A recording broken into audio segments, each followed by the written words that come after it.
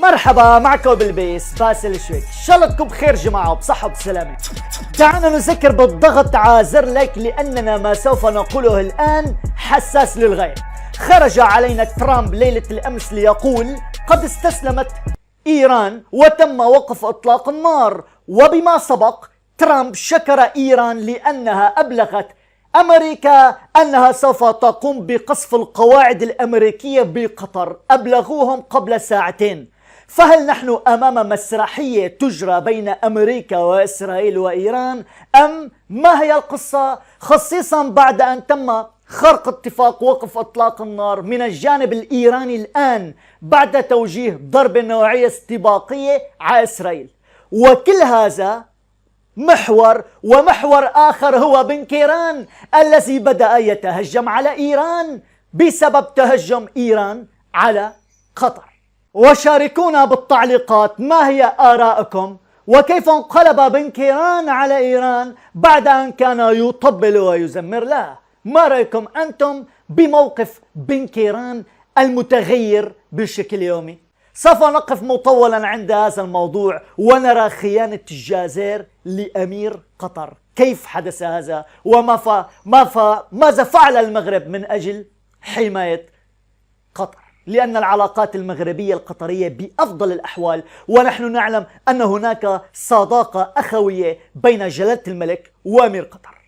دعونا نذكر بالضغط على زر لايك لأننا ما سوف نقوله الآن يعتبر بتطورات الساعة وآخر التطورات.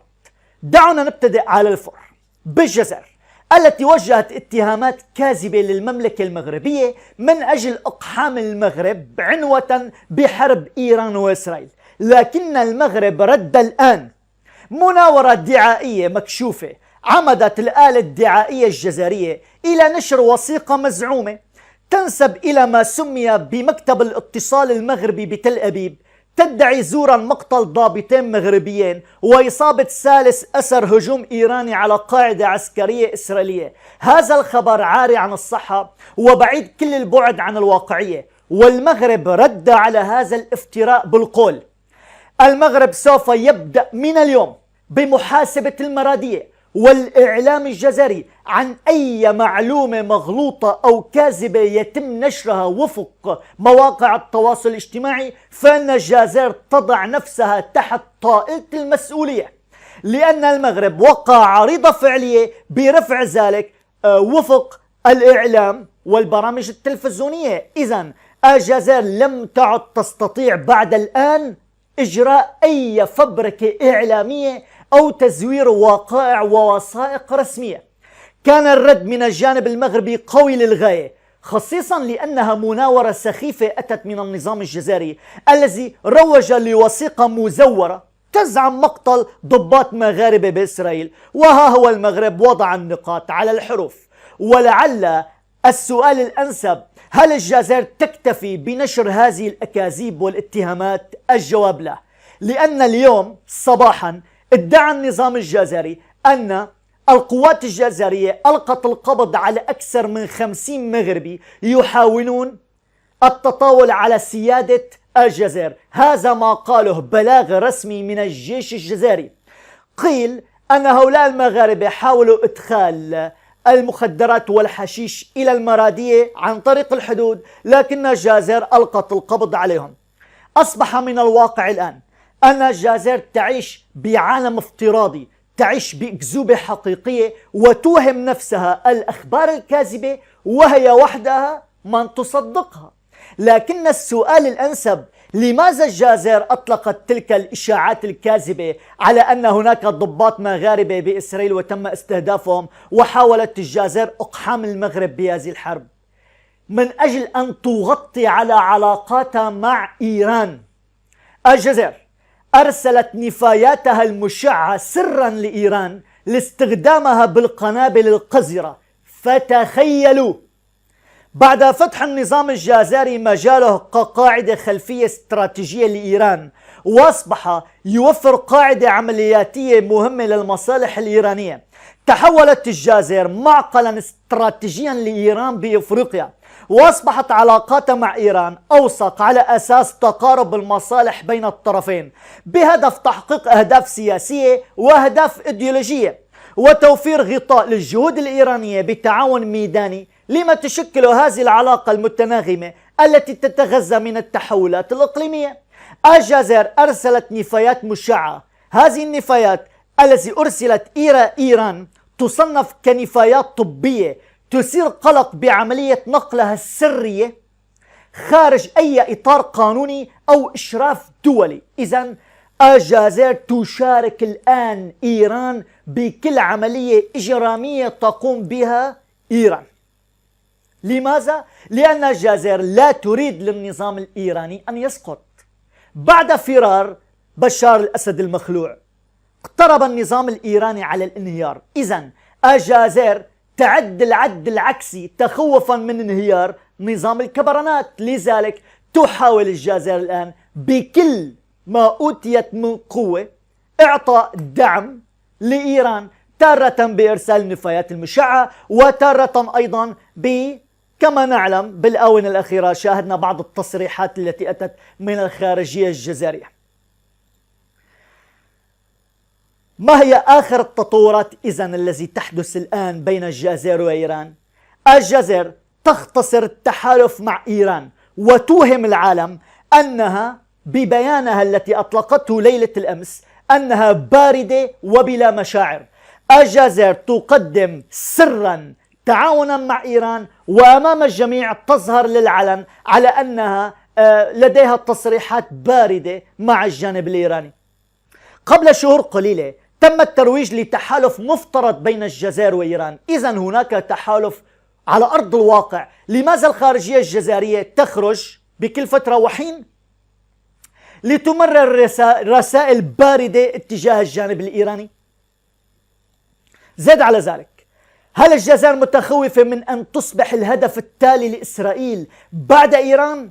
حذرت السلطات الوطنية المستقلة لضبط السمع البصري بالجزائر وسائل الإعلام الجزائرية من اشترار ما سمته بالخطاب الإعلامي المضلل الذي يندرج ضمن حملات التشويش والأوهام الدعائية. هذا يعني أن الجزائر أخبرت إعلامها الرسمي بعدم التطاول على إسرائيل تخوفا من أن تكون هي الهدف التالي بعد النظام الإيراني. شاهدوا كيف أن الجزائر لا تعنيها إلا مصالحها الشخصية. متخوفين الآن على النظام تبون، لذلك يطلقون كل شيء لمصالحهم. فتحوا مجالهم الجوي لمرور الطائرات الأمريكية. الجزائر تسمح بمرور سرب الطائرات الأمريكية الشبح لضرب إيران. لا حول ولا قوة إلا بالله. مع من الجزائر تارة تفتح مجالها الجوي لطائرات أمريكا لتضرب إيران، وتارة ترسل النفايات المشعة. من أجل ماذا؟ من أجل أيضا حماية إيران. سمحت السلطات الجزائرية بمرور سرب الطائرات الأمريكية الشبح واختراق أجواءها للعبور باتجاه إيران لتنفيذ الضربات التي صرح عنها الرئيس الأمريكي ترامب، بما أن المنشآت النووية الإيرانية قد دمرت بالكامل جراء الضربات الأمريكية. هل تستطيع الجزائر أن تمنع الطائرات الأمريكية؟ الجواب بكل اختصار لا، لأن الجزائر أضعف بكثير من أن تقف بوجه أمريكا وتقول لها لا. إذن هذا هو النفاق بعينه. الجزائر تلتزم الصمت اتجاه أمريكا وتتهجم على إسرائيل. سياسة النفاق أم جبن دبلوماسي أم هي سياسة المصالح؟ لماذا نقول سياسة المصالح؟ الجمهوريين بدأوا بدعم مقترح لتصنيف البوليسارو منظمة إرهابية لارتباطها بإيران. هذا يعني أن أمريكا وجهت اتهام صريح على أن البوليسارو الانفصالية لديها علاقات مترابطة مع الجانب الإيراني. وتخوفا من تصنيف هذه الجبهة قامت الجزائر بالسكوت الكامل عن الطائرات الأمريكية التي اخترقت الأجواء وذهبت لتقصف إيران. زد على ذلك، أمريكا استبعدت البوليسارو من القمة الأمريكية الأفريقية ومن هنا تشكلت الصدمة الكبرى التي تلقاها النظام الجزائري. يمثل الوزير المنتدب لدى رئيس الحكومة المكلف بالاستثمار والتقائية كريم زيدان ممثلا عن جلالة الملك بالقمة 17 للأعمال الأمريكية الأفريقية. طبعا تم استضافة المغرب بهذه القمة، وتم منع البوليسارو الانفصالية من أن تشارك بهذه القمة الأفريقية الأمريكية. مع العلم كانت تستطيع الجزائر كالعادة إثارة بعض البلبلة وتقول أن البوليسارو لديها عضوية داخل الاتحاد الأفريقي، لكن الجزائر لم تصرح بأي شيء كان، اكتفت بصمت. الجزائر لا تستطيع أن توجه أي كلمة لأمريكا. ها هي البوليسارو أيضا، ألا تتلقى الصدمات؟ البوليسارو خشية من تأكيد روابطها مع إيران، البوليسارو تتجنب إصدار أي موقف داعم لإيران بمواجهتها مع إسرائيل. الآن البوليسارو أصبحت لا تعرفها لإيران. كلمة واحدة، بومبطوش لم يتحدث عن الحرب الإيرانية لإسرائيل، مع الإشارة بأن إيران من أشد داعمي الجبهة الانفصالية. ما هذا التناقض والتخبط إذن؟ تارة نرى التخبط من الجانب الجزائري، وتارة أيضا من صنيعتها البوليسارو. كيف لا؟ والجيش الإسرائيلي أعلن عن اغتيال قائد وحدة الطائرات المسيرة الثانية بالحرس الثوري الإيراني، هو ذاته الذي حاول بالآونة الأخيرة إعطاء الجبهة الانفصالية بعض المسيرات من أجل تهديد استقرار وحدتنا الترابية. انقلب السحر على الساحر وأصبحت الأوراق جميعها مكشوفة. تندوف اليوم مصنفة على أنها تحتضن الجماعات الإرهابية إلى جانب الجبهة الانفصالية، ولذلك يجب تصنيفهم بأكملهم على أنهم يسيروا وفق جماعات إرهابية. جميع العالم بات اليوم يفهم جيدا واقعية وحقيقة المنطقة إلا موريتانيا. لك موريتانيا تخرج من أجل أن تدعم المغرب، وباليوم التالي تجالس البوليسارو. موريتانيا مع الجزائر والبوليسارو بمعرض ثقافي، ووزير ثقافتها مشى من أجل أن يجلس مع الجبهة الانفصالية.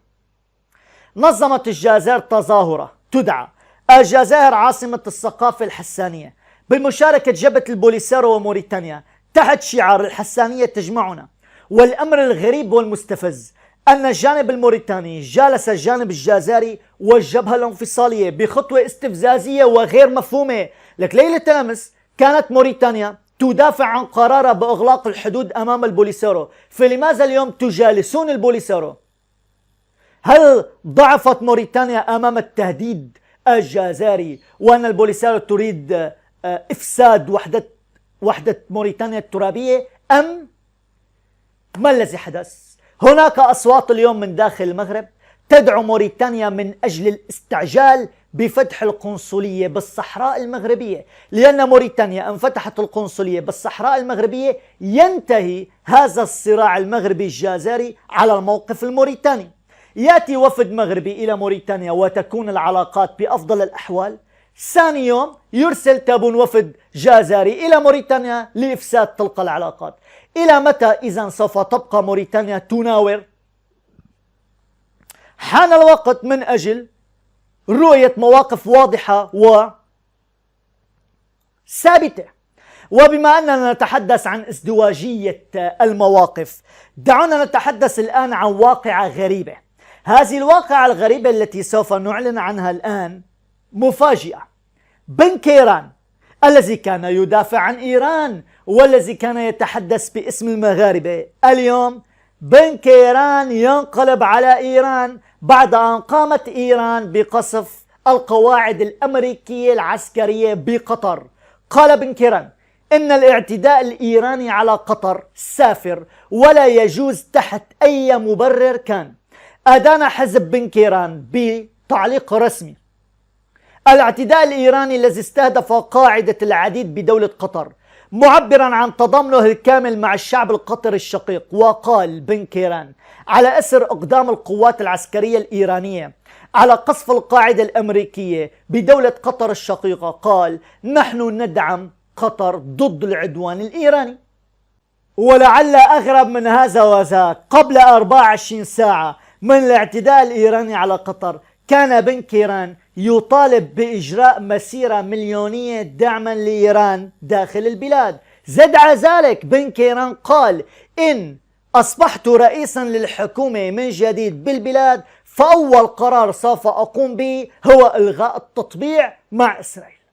كل هذه التصريحات انقلبت على إيران فجأة بعد أن أجري الاعتداء الإيراني على قطر. طبعا تصريحات بن كيران أسالت جدل على مواقع التواصل الاجتماعي. بن كيران الذي كان يدافع ليل ونهار عن إيران اليوم انقلب عليها من أجل الوقوف مع قطر. قطر التي تلقت الصواريخ أصدرت بلاغ وقالت: إننا اعترضنا صواريخ إيرانية وأغلقنا مجالنا الجوي. ولأن قطر أغلقت المجال الجوي، المملكة المغربية علقت رحلاتها من وإلى قطر، خصيصا كانت طائرة مغربية عادت إلى الدار البيضاء بعد إغلاق قطر لمجالها الجوي بسبب الصواريخ الإيرانية. إذن الموضوع أصبح متأزم للغاية. الأمين العام للأمم المتحدة أدان استهداف قطر. جامعة الدول العربية، البرلمان العربي، الجميع وقف مع دولة قطر الشقيقة. دول الخليج حتى نددوا بالهجوم الإيراني على قطر وأغلقوا المجال الجوي لديهم. ما موقف الجزائر من الذي حدث؟ هل ناصرت الجزائر حليفتها إيران ووقفت ضد الدول العربية وطعنت قطر بالخلف؟ على عكس مجموعة من الدول العربية التي سارعت لإدانة الهجوم الإيراني على قاعدة الإعداد بقطر، اختارت الجزائر إصدار بلاغ ينسب الاعتداء على تراب قطر إلى المجهول، بما يفسر أنه صمت دبلوماسي عن إدانة طهران رغم علاقاتها التي توصف بالوطيدة مع الدوحة. إذن الجزائر أدانت ما حدث مع قطر لكنها لم تدين إيران، وعلقت أن ما حدث سببه طرف مجهول. سبق للجزائر أن عبرت عن إدانتها للهجوم الإسرائيلي على إيران، وكانت أول دولة عربية تعبر عن إدانتها، لكنها فضلت دبلوماسية الصمت اتجاه هجوم طهران على قاعدة أمريكا بقطر. قالت الخارجية الجزائرية إن الجزائر تدين هذه الانتهاكات الصارخة وغير المقبولة، كما تشدد على تضامنها ووقوفها إلى جانب قطر بمواجهة هذه المحنة وتجاوزها. معروف أن الجزائر لديها علاقات متميزة مع إيران، وهذا ما جعل تابون يغدر بأمير قطر، ولعل الأمر الذي يدعو إلى الاستغراب أكثر. لن نتفاجأ من موقف الجزائر، لأننا نعلم أن الجزائر وإيران علاقاتهم مع بعضهم البعض، ونرى كيف أن الجزائر فتحت أبوابها كاملة لإيران. الأمر الذي يدعو إلى الاستغراب تونس، حتى تونس الخضراء اعتمدت الموقف الجزائري ولم تدين الاعتداءات الإيرانية على قطر، اكتفت أنها تدعم دولة قطر لكنها لم تسلط الضوء على الإدانات التي فعلها الهجوم الإيراني. اليوم بعد هذا البلاغ الذي أتى من الخارجية التونسية المشابه طبق الأصل لبلاغ الخارجية الجزائرية، أصبحنا متأكدين بلا أي شك على أن تونس ولاية تابعة للجزائر، وكل القرارات التونسية يتم دراستها بالمراديع. انتهى الجدل. بعد هذا الموقف من قيس سعيد أصبحنا متأكدين أن الجزائر هي التي تتخذ القرارات بتونس الخضراء. لهذا تونس عادت للوراء ملايين السنوات الضوئية مع الأسف. الصمت الجزائري لم يكن خيار مماثل للمغرب الذي سارع لإدانة الهجوم الإيراني معبرا عن تضامنه مع الدوحة وإدانته لطهران وفق ما أتى من البلاغ الذي صدر من الخارجية المغربية.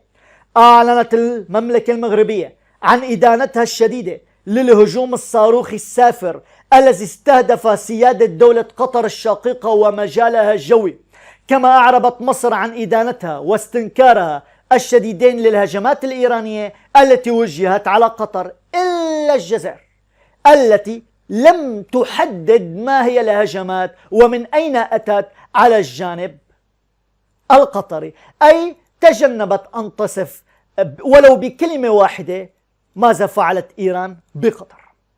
طبعا المغرب لم يكتفي بالتنديد ودعم دولة قطر، بل أيضا جلالة الملك محمد السادس قام بإجراء اتصال هاتفي بالأمير تميم معلنا وقوف المملكة إلى جانب قطر، والمغرب على استعداد بفتح مجال جوي مباشر من أجل إرسال الدعم لقطر.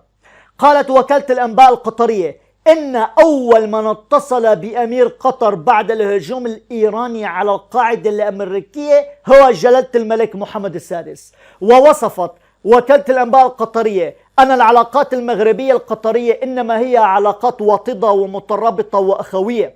وخلال الاتصال أكد جلالة الملك عن تضامن المملكة المغربية شعبا ودولة مع دولة قطر، كما أدان جلالة الملك الهجوم الإرهابي التي قامت به إيران على دولة قطر الشقيقة. على ما يبدو الحرب الإسرائيلية الإيرانية وضعت المغرب بمرمى التبعيات الجيوسياسية. تصاعدت حدة التوتر بالآونة الأخيرة، وأصبحنا نرى الصواريخ بسماء تل أبيب ونرى الصواريخ بسماء طهران. وبما أن إيران استهدفت اليوم دولة عربية شقيقة كقطر، هذا يعني أن المغرب عندما ندد فعليا بما يحدث دخل المغرب على خط الأحداث بشكل علني. أظهر الهجوم تفوق استخباراتي وتكنولوجي إسرائيلي ضد الجانب الإيراني. صحيح أن إيران عندما قصفت إسرائيل خدجت صورة على أن إسرائيل لا تقصف، وهذا باعتراف نتنياهو الذي قال أننا تكبدنا خسائر كثيرة، لكن وفق ما يجري من تطورات وأحداث على ما يبدو المغرب أصبح بمرمى الصراع بسبب شظايا حرب إسرائيل وإيران. نحن نعلم أن أسعار المحروقات ارتفعت للغاية، ونعلم جيدا أيضا أن المغرب يستورد هذه المحروقات عن طريق أنبوب الغاز المعاكس الذي أصبحت ملكيته للمغرب كان للجزائر يمر عبر المغرب. هذا الموضوع تحدثنا عنه بما سبق، لكن الموضوع المهم أن المغرب الموقع الجغرافي له يجعله بقلب هذه التأثيرات الجيوسياسية المعقدة. لو أن أفريقيا بعيدة عن إسرائيل وإيران، لكن شظايا الحرب والموقع الاستراتيجي وضع المغرب بقلب الأحداث، خصيصا أن المغرب لديه حلفاء عدة، من أهم الحلفاء كما نعلم الجانب الأمريكي. وبما أننا ذكرنا أمريكا وقلنا أن القصف أتى على قواعد أمريكية بقطر، ماذا فعل ترامب؟ ترامب فاجأ الجميع ليلة الأمس وقال إن إيران أبلغتنا قبل ساعتين أنها سوف توجه ضربات لقواعدنا العسكرية بقطر، لذلك لم يكن هناك ضحايا، ولعل المفاجأة لم يكن هناك أسلحة. فلماذا إيران أبلغت أمريكا أنها سوف تقصف قواعدها؟ والسؤال أيضا لماذا ترامب بعدما حدث خرج وقال إن إيران استسلمت وانتهت الحرب وتم وقف إطلاق النار؟ ما هذه الأحجية التي تحدث الآن؟ هل نحن أمام مسرحية من الجانب الإسرائيلي وإيران؟ بالنهاية نحن نتكلم عن طرفين وجهان لعملة واحدة. إيران التي تفسد المناطق التي تدخل إليها، خصيصا أنها تحاول إفساد القارة الإفريقية وتشييعها، وإسرائيل نحن نعلم عملياتها وهجومها واعتدائها المستمر. لكن المفاجأة الجديدة بعد أن أعلن ترامب عن وقف إطلاق النار والاتفاق ونهاية الحرب، إيران أطلقت صواريخ من جديد باتجاه إسرائيل، وتم إعلان قتلى وجرحى ودمار هائل بالهجوم الصاروخي. إذن هذه الحرب لم تنتهي، بل انتهت شكليا كما قالت ترامب، وإسرائيل خرقت اتفاق الهدنة وخرقت اتفاق وقف إطلاق النار. وأكد نتنياهو أن الجيش الإسرائيلي رصد صواريخ قادمة من الأراضي الإيرانية، مشيرا إلى أن أنظمة الدفاع الجوي تعمل على اعتراض التهديدات فورا، بينما دوت صافرات الإنذار بمناطق واسعة من شمال البلاد بما فيها الجليل الأعلى والجولان. ودعا المتحدث باسم الجيش السكان إلى التزام الأماكن المحمية فورا. هذا يعني أنها سيدقت ناقوس الخطر بعد أن أعلنت إيران بقصفها خرق اتفاق وقف إطلاق النار، خصيصا إن سمعنا ما قاله وزير خارجية إيران الذي قال لا اتفاق على وقف إطلاق النار حتى الآن مع إسرائيل. كيف ترامب يخرج إذن ويقول تم إيقاف وقف إطلاق النار إن كانت إسرائيل تقول لم نتفق بعد؟ هذه الأحجية التي باتت اليوم عليها علامات استفهام واسعة.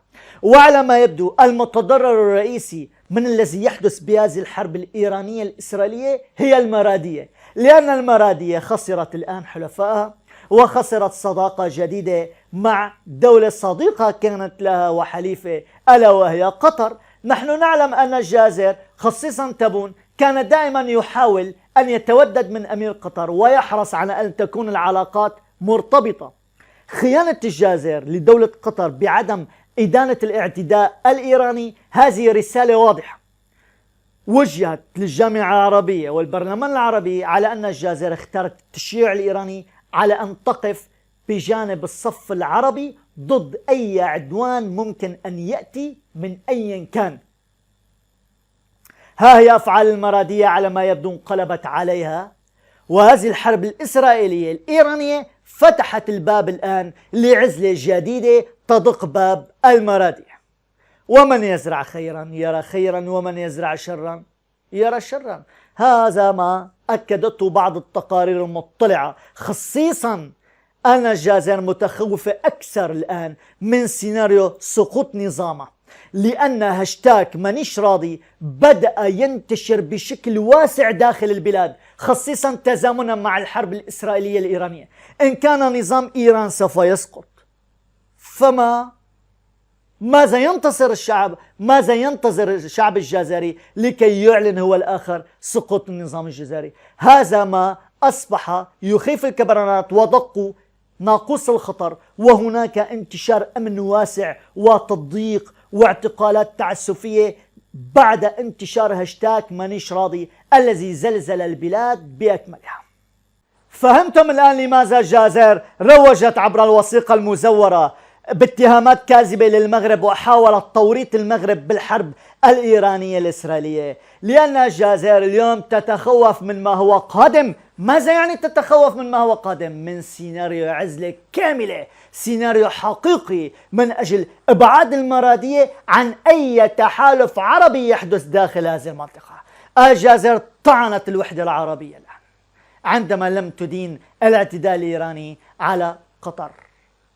ليس بغريب عن المرادية، سبق للجزائر أن أفسدت الوحدة المغاربية، وعندما نراها الآن تفسد الوحدة العربية ليس بغريب إذن عن ما يأتي من أفعال يتقنها النظام الجزائري. هذه الأفعال تحت عنوان أن الجزائر تسيء لدول الجوار، للدول العربية، لدول أفريقية من أجل تنفيذ مصالحها الشخصية. اكتبوا لنا بالتعليقات ما رأيكم أنتم بهذه التطورات التي نسمعها. ومن وصل معي لنهاية هذا الفيديو، هل نحن أمام مسرحية؟ ما معنى أن تقول إيران لأمريكا أنها سوف تقصف قواعدها قبل ساعتين ليتم تفريغ كل الأسلحة وإبعاد كل المارة هناك من ما يحدث على ما يبدو داخل هذه المنطقة، وربما تكون مسرحية أو ما شابه ذلك.